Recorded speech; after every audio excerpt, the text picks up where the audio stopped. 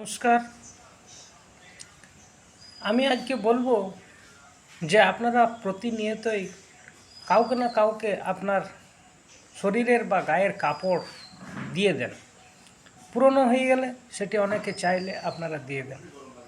এটি করলে কি হবে, আপনাদের শুক্র ডাউন হয়ে যাবে এবং তার শুক্র ভালো হয়ে যাবে। যাকে আপনি দিচ্ছেন তার শুক্র ভালো হয়ে যাবে। যদি আপনি দিয়ে দেন, আপনার চেহারা দেখবেন মসৃণ হয়ে যাচ্ছে এবং কালার চেঞ্জ হয়ে যাবে এবং যে ব্যক্তিটি পাচ্ছে তার কিন্তু শুক্র ভালো হয়ে যাবে।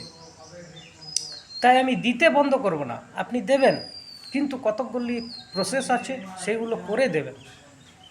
যেমন কাউকে আপনার গায়ের কাপড় বা পুরনো কাপড় দেওয়ার আগে সেটিকে নুন জলে পরিষ্কার করে নিন বা ধুয়ে নিন এবং যাকে দেবেন তার কাছ থেকে কিছু মূল্য নিয়ে নিন। 10 টাকা 5 টাকা, 10 টাকা 5 টাকা দিলে সে গরিব হয়ে যাবে না।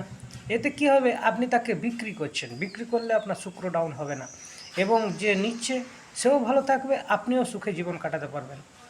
তাই এই পদ্ধতিগুলি মেনে চলুন। কাউকে কোনো কাপড় দেওয়ার আগে এই পদ্ধতিগুলো মেনে চলুন। কমেন্ট সেকশনে জয় তারা লিখতে ভুলবেন।